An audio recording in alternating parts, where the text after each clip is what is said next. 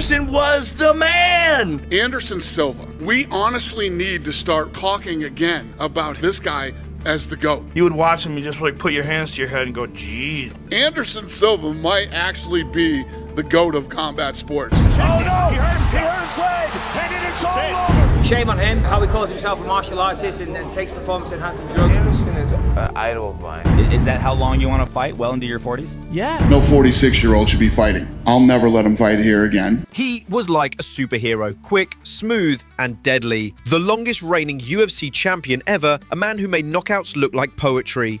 But his story didn't end with glory. It ended with heartbreak, with broken bones, with a legacy that cracked in front of our eyes. This is the rise and fall of Anderson the Spider Silva, the man who changed the meaning of greatness in MMA and paid the price for holding on too long. If you love the raw stories behind legends, scandals, and chaos that built the fight game, hit like and subscribe. Now, let's enter the world of Anderson Silva. He was born in Sao Paulo, Brazil in 1975. He didn't grow up rich. He grew up in hardship. Born in a family, it's a poor family, but when I moved to Curitiba to live with my stepdad and my stepmom, my stepdad just looked at me and say, listen, you have two choices in your life. One, you're doing something for your future, or you're doing something bad for the rest of your life. I don't understand because I'm 44 years old. His family couldn't afford martial arts classes, so young Anderson learned by fighting in the street. I believe in the martial arts changed everything in my life. And I started training capoeira in the school. That's my first contact with martial arts. It's like dance fighting. I mean, it's not dancing, but it's dancing. I don't have too much options, or come cop to say my brother, my dad, or fighting. Eventually, his uncle, a police officer, managed to scrape together enough money to get him real training in taekwondo, capoeira, muay thai, and jiu-jitsu. By the time he was a teenager, he already held black belts in multiple styles. Started training boxing. What age was that? 17. I know that you wanted to be a soccer player. I go to the Corinthians soccer club. I come to the tryout to play football, but I'm too late. The people training boxing there. When I sit down and I watch everybody training, Coach Vitor just look at me and say, okay, take this stuff and let's go training. And that's my first contact with boxing. That's like already 3 or 4 disciplines that you're already working on. I like to everybody start watching the videos about UFC and the time, Commission Rock, Royce Gracie, and I say, whoa, that's cool. Maybe I go. His nickname, The Spider, came from his love for comic books, especially Spider-Man. Big fan for Spider-Man. I grew up with my stepdad and my stepmom. And Peter Parker is the same. I remember when I young and come home and my mom give me the Spider-Man suit. You went to school with that on? Yeah, when the break, I just take my uniform and I use on the Spider-Man suit. The coach called my mom and say, Anderson really think he's a spider. But he didn't just dress like a superhero. He moved like one too.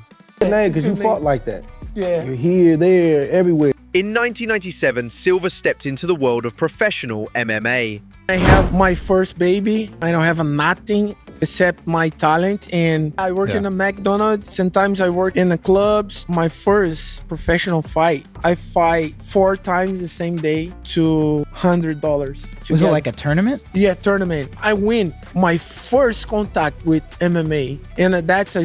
But it wasn't easy at first. In 2000, he suffered his first loss at Meca World Valtudo in Brazil, a decision loss to Luis Azeredo. Instead of quitting, he used that loss as motivation. He came back stronger, winning 9 fights in a row across different promotions.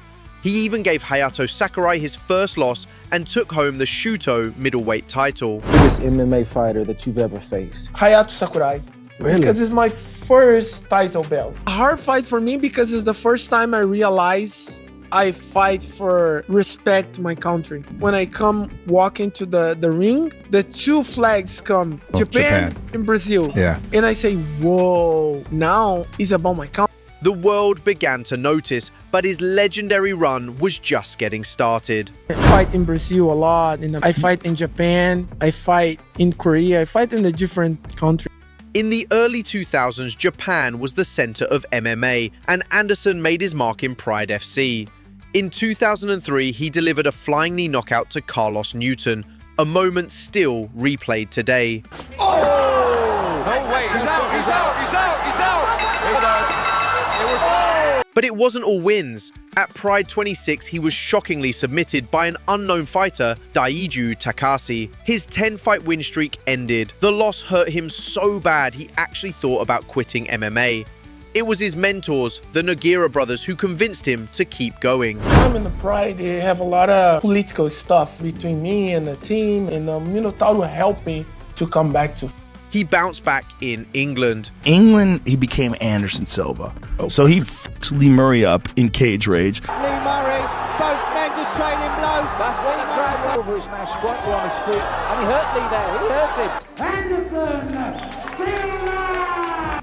He built momentum again and captured the Cage Rage title. He returned to Pride to face Ryo Chonan. But instead of redemption, he got caught in one of MMA's wildest submissions, a flying scissor heel hook. Another crushing loss. Take away the lead. Oh, look at this! Whoa, this is good! Unbelievable! This is beautiful! So he went back to Cage Rage to defend his middleweight belt. He faced Jorge Rivera. Comes back and fucks Jorge Rivera up in cage rage. And when he fucked Jorge Rivera up, he's standing in front of Jorge, who was a murderous puncher, and letting Jorge punch him. Then he destroyed Curtis Stout, one of the top UK contenders, and later knocked out Tony Frickland with a jaw-dropping reverse elbow. That move went viral. Anderson Silva was a highlight reel machine. The UFC noticed, and they came calling. The last fight in Cage Rage, the guys call me, UFC like you signed to fight there. What do you think? I say, I'm happy here. A couple of days, the guys call me and I start fighting UFC. And by the time he was coming to the UFC, I was like, dude, get ready for this. Forget, man. Look how good he is. Ping. He's over. Yeah, ping, Boom, ping. boom, Look boom. at that. I mean, come on, man. Almost every shot lands. He's not getting hit. Boom. It's incredible. Ready? Boom. And it's over. I was a fan of watching him fight in England in Cage Rage and watching him fight in Pride. And I remember saying this, ladies and gentlemen, this is a different. The UFC didn't waste time. They gave him a title shot against Rich Franklin. On October 14, 2006, Silva clinched Franklin and landed knees so sharp they broke his nose. Lines back then were stealing. Nobody knew nothing. Anderson in his debut, that was the one. I was like, Oh my I was God. like, bet the house on the Brazilian. Bet the house. Look at the hand flow. Yeah, I think he really does. Down goes Griffin. That's just amazing. And again, He's out. Anderson Silva. I tried to punch him, and he literally moved his head out of the way and looked at me like I was stupid for doing it. He looked at me like, why would you do such a stupid thing? He looked at me like, oh, did you really think you were going to hit me? What a stupid thing to think, you slow white boy. And then he punched me. And I felt embarrassed for even trying to punch him. Oh my God! Need to say thank you for Forrest, He's the best. Franklin crumbled, the crowd went wild. The Spider was now the UFC middleweight champion, and he didn't stop there. For the next 7 years, he ruled like a god. He knocked out Nate Marquardt, submitted Dan Henderson, and embarrassed Forrest Griffin. But in 2010, cracks began to show. At UFC 112, he fought Damian Maia and defended his title, but the way he fought confused everyone. He taunted, he danced, fans booed. Dana White was furious. He didn't even put the belt around Silva's waist. He called the performance embarrassing, and it wasn't the last time Dana would turn on him. By 2010, Silva had beaten almost every top contender until Chael Sonnen showed up. Chael was loud, brash, and fearless. He insulted Silva, his skills, his black belt, everything.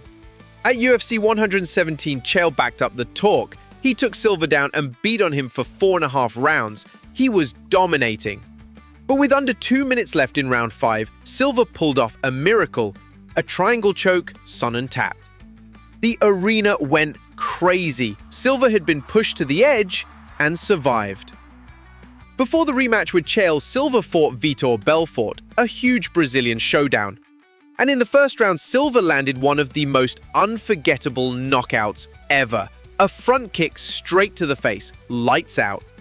With Belfort out of the way, it was time for the rematch with Chael. UFC 148, the fight to settle it all, and this time, Silva came in deadly serious. He made it look easy, a knee to the chest, a few punches, it was over. Silva won, and then invited Sonnen to a barbecue. That's who he was. In Brazil, people either loved him or hated him, but that was Anderson Silva. Charming, deadly, unpredictable. He knocked out legends, played with challengers, he even moved up to light heavyweight and dominated there too. He had Matrix-level defense, hands down, chin out, dodging punches like a ghost. And then, boom, counterpunch. You couldn't blink. Everyone saw it. He'd go into this zone like he was floating, and then he'd strike. He made even the best fighters look helpless. But even gods can get bored, and when they do, they slip. In July 2013, Anderson Silva faced Chris Weidman. Undefeated, calm, fearless, Silva danced, taunted, played games, and then Weidman cracked him. A short left hook, and Silva was out cold. He dropped his hands, pretended to be hurt, faked the wobble, but Weidman stayed composed and landed that perfect shot. The king had fallen. He was the longest reigning UFC champion, he had the longest winning streak, but now Anderson Silva had lost the belt, and for the first time in his life, he had been knocked out. It wasn't a war, it wasn't a flute punch in a wild exchange. It was him messing around, pretending, being careless, and he paid the price. When asked if he felt some kind of relief from the pressure after losing, Silva said, "In the UFC, my legacy is complete. I broke all the records. I held the belt for 7 years, but still, I wasn't happy." Thoughtful. "Are you ready to come back?" they asked. "I'm ready for the rematch." Thoughtful. "You're 38 now. Do you think age had something to do with it?" Determined. "No, this is normal. I just signed a new contract. 10 more fights." Surprised. "You want to fight into your 40s? Relaxed. Maybe." And 6 months later, the rematch. Silva came in fired up, looking sharp, dangerous again. But then, in an instant, everything changed. He threw a leg kick. Weidman checked it, and Silva's leg snapped. Clean break, tibia and fibula gone. It was horrifying. The entire arena went silent. His leg dangled lifeless, hanging like a rope, the kind of thing you only see once in your life and never forget. Some fans didn't even realize what happened at first. Then they heard the screams. Anderson's screams. Screams of real pain. Chris Weidman circled the cage in shock. He didn't even know what happened at first. Then he looked back and understood. Anderson Silva, the spider, was broken. Physically, spiritually. "When I broke my leg, I thought maybe I can't fight anymore," he said. "It messed me up for days, for real. I broke my leg and I just said, okay, everything is over." Doctors would later reveal the injury, a snapped tibia and fibula. He needed a titanium rod surgically inserted to fix it. "I got home," Anderson said, "and when I stepped out of the car, my whole family was just staring at me. They didn't say anything, but I saw it in their eyes. They were sad, and I felt like maybe it was time to stop. But I had my money saved, I had my investments, I had taken care of my family, but if I didn't, my life would have been over. But when I looked at my wife, my kids, I knew I had to keep going because that's who I am. I'm a fighter. That's me." Silva stayed out of the octagon for over a year. He returned in 2015 and fought Nick Diaz. He won, but the joy didn't last. After the fight, he tested positive for multiple banned substances, including steroids. He said it was a tainted sexual enhancement pill from Thailand. The Nevada State Athletic Commission got the test results after the fight, and they weren't buying the excuse. His win was overturned and Silva was suspended for a full year. Annoyed, "My lawyers failed me," Silva said. "It wasn't my fault. I tried to explain everything, but nothing worked." His legacy was damaged. The greatest fighter ever, now labeled a cheater. In 2016, Silva was set to fight Uriah Hall at UFC 198 in Brazil. But just hours before boarding the plane, he was rushed to the hospital with intense pain. His gallbladder had to be removed, emergency surgery, the fight was off. It was another setback and another sign. Silva's body wasn't the same. In 2017, he was booked to fight Kelvin Gastelum. But Gastelum failed a drug test. Silva had trained for weeks, for nothing. Then came more frustration. Michael Bisping was booked to fight George St. Pierre, skipping over top contender Yoel Romero. Silva was furious. He felt the UFC was picking fights based on money, not merit. He demanded an interim title fight against Romero in Brazil. The UFC said no. Silva threatened retirement. The tension between Silva and the UFC hit a breaking point. Then came another blow. Just weeks before another fight with Gastelum, Silva tested positive again. His second anti-doping violation in 3 years. Another tainted supplement, he said. "I'm clean," Silva insisted. "Always have been. Never used PEDs." This time, USADA believed him, but the damage was done. 2 failed tests, 3 years apart. The GOAT conversation now clouded. Shame on him, some said. He used PEDs his whole career. Others remembered what he looked like in Pride, 168 pounds. Now he walks around 40 pounds heavier. Fans were divided. Some still saw greatness, others saw lies. By the end of 2017, Silva's bond with the UFC was falling apart. From 2016 to 2020, he went 1-6. The magic was gone. He looked slower, unsure, not the same fighter. In 2020, he faced Uriah Hall for what became his final UFC fight. He looked sharp early but was stopped in round 4. Afterward, Silva said, "Today's the final day. Sometimes it's hard to stop." Dana White agreed and regretted letting him fight. "He's almost 46, he shouldn't be doing this," Dana said. Silva was released. When asked about the Hall of Fame, Silva said, "That's not important. My Hall of Fame is at home, with my family." But Silva wasn't done. He turned to boxing. In 2021, at 46, he beat former world champ Julio Cesar Chavez Jr. Then he knocked out Tito Ortiz in just 82 seconds. At 47, he went 8 rounds with Jake Paul. He lost, but earned the respect of a new generation. Thoughtful, "It's not about proving anything," Silva said. "I just love fighting." He knew the end was near. Determined, "I'm in the last chapters, but I'll keep doing my best." In 2023, Silva was inducted into the UFC Hall of Fame. His son Kalal accepted the honor. The numbers say it all. 16 straight UFC wins, 10 title defenses, longest reign in UFC history. But Silva was more than stats. He was art in motion, a hero to fighters like Israel Adesanya and John Jones. Yes, his legacy has blemishes, failed tests, late losses, UFC drama. But that doesn't erase what we saw. A legend dancing through punches, smiling, and destroying giants. He was the spider. He was the show. And for a time, he was the greatest to ever do it. Now, Silva gives back. He opened a training center in LA to guide the next generation. "When I'm here, I feel at home," he says. Because for Anderson Silva, it was never just about glory, it was always about love. Always about love.